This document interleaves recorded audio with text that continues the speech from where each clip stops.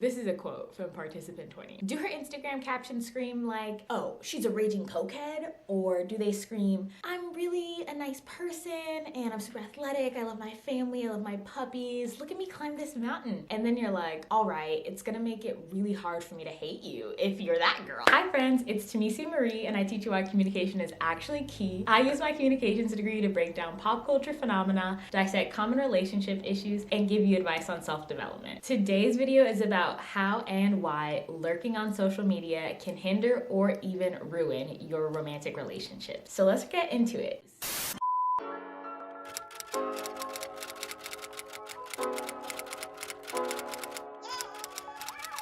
The articles that we're going to be referencing today are right here, as well as in the description box below. When you get into a new relationship, you might not talk about your dating history with your current partner because you don't want to make them jealous, or it just doesn't matter to you anymore, so you don't bring it up. And that sort of situation of whether you do bring it up or you don't bring it up is sort of the problem that we're talking about in today's video. So when you're with your current partner, you may have brought up your previous dating history, or you may not have because you don't want them to be jealous or just doesn't matter to you anymore. But today's video is going to be talking about the idea that you or your partner may be jealous of one another's dating history, even if the people that they've dated in the past are not currently a threat. So even if someone's ex isn't actively messaging them anymore or trying to hang out with them or things like that, it's the idea that they could be a threat. It's the idea that you're perceiving them to be a threat simply because they existed in the life of your partner, not because they're actually trying to do anything in the present reality. Research says that this idea of the perceived threat, even if it doesn't exist in reality, stems from the idea that in your current relationship, you or your partner may be feeling like your relationship is less special because they shared certain moments or experiences with another person, and in your mind or your partner's mind, it diminishes the quality of your relationship. So let's get into some terminology. So there's retrospective jealousy and retroactive jealousy. So the definition of retrospective jealousy is: retrospective jealousy occurs when a partner feels jealous when thinking of a rival who actively interfered in the current relationship at some point in the past. So this is someone who's actually messaged, your current partner,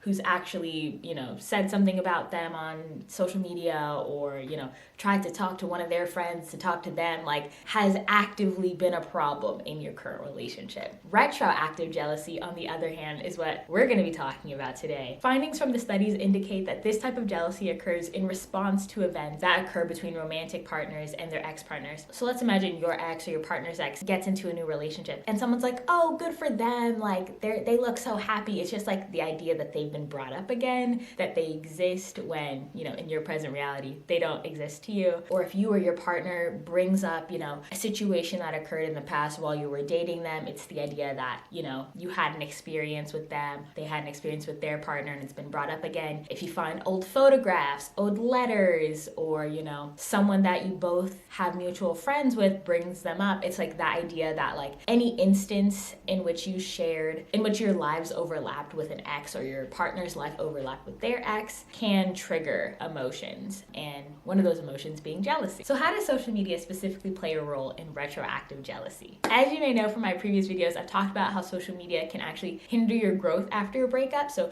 I've previously discussed the impact of having social media when it comes to ex-partners. So go watch that video if you haven't already. In this video, social media is playing a specific role in the context of lurking or creeping, stalking, all these types of words that we have for surveilling someone's life on an online platform. So obviously social media plays a great role in being able to provide information to find anything out about a person. And when you're using social media as a tool to stalk your partner's ex, or your partner is using social media as a tool to stalk your exes, you see where I'm going? It's only leading to a downward spiral. I hope you're getting that drift. So one of the researchers, Tokunaga, I hope I'm pronouncing his name right, identifies 4 characteristics of social media sites that promote interpersonal electronic surveillance, which is the stalking, the lurking, the creeping, otherwise known as digital monitoring of one's romantic partner. So the first is that it's accessible. Pretty much anyone with a phone or a laptop, iPad, maybe even Apple Watch, I don't have one of those, so I'm not for sure, can access social media sites and be able to find anyone's profile. If people are public, of course, that makes it so much easier. You can stalk their profile, you can stalk their tagged photos, you can go to the people's accounts that they know. Like, you just have a wealth of information at your disposal. If someone's account is private, that makes it a little bit more difficult, but I know that hasn't stopped some of y'all from making fake pages and following people on social media. The second characteristic is called multimodality. That essentially means that there's messages, photos, videos, boomerangs, voice memos, audio, like all of these things that are at your disposal when doing your social media stalking. So you have access to all these people's profiles that you can actually like look through. And then when you're on their profiles, you have a wealth of information and like intangible, but like kind of tangible in like a digital sense, which gives you intangible, but like kind of tangible in the sense that it's providing like authenticity and credibility to your stalking. So you have text messages, which is like what they say, and then pictures to align with that. So if you're already crafting this idea in your head about your partner's exes, then, you know, the photos are just gonna add to it or, you know, deter your story. The text messages are gonna add to it, deter your story. The voice memos, the boomerang. So all those things are helping build your case or provide you with a more accurate like route to go down. So the third characteristic is called persistence, and that has to do with the historical aspect of someone's social media profile. So because you have dates that are posting things and times when things are posted, you're able to like build this chronology and this timeline of when everything is happening, so you can like put the story together in the most accurate and like credible way possible. The fourth characteristic is that this is a covert operation. You can stalk someone's social media profile without anyone knowing. You don't have to tell your friends. You're probably not telling your partner that you're stalking their exes. So you can do all this with anonymity on your side, for the most part. Some tips I'd say is if you're watching from your profile, but you don't want them to know that you're on their profile, specifically talking about Instagram, don't watch their stories, don't watch their current stories, don't watch their highlights, because it will show that you watched it. This is why some people make fake pages so they can watch the stories and they can watch the highlights. But as long as you're looking at the feed posts, you'll be good. So research indicates that potential relationship threats occur because even though someone has broken up, they're most likely not going to unfriend their ex on all of their profiles or even remove the pictures of their exes off their, you know, Instagrams or, you know, whatever social media site. And that can pose a problem for you or for your partner because you're seeing that their exes, even though they're not talking to them, they're still a part of their life. You know, it's like, well, if you don't talk to her anymore, why don't you just delete her off your Instagram? And it's like in the grand scheme of things, he's not talking to her. He's with you. It doesn't matter. But, you know, it's like she's still on your profile. To the public, you know, they remember that you were dating her, but we're dating now. So it's like, it's the semantics of it. It all boils down to emotion and how you feel about a situation, how your partner feels about a situation, and what you guys are gonna do to mitigate this jealousy that you're feeling or the jealousy that they're feeling. One example of this that I've personally experienced is that someone I was talking to was listening to music on Spotify, and obviously, you know, on Spotify, you get to see your friends, you know, what your friends are listening to. And I am looking over at his laptop screen and I can see that his ex is on there and it shows what his ex is listening to on Spotify. And I'm like, why are you still friends with her on Spotify? Like, why do you care what music she's listening to?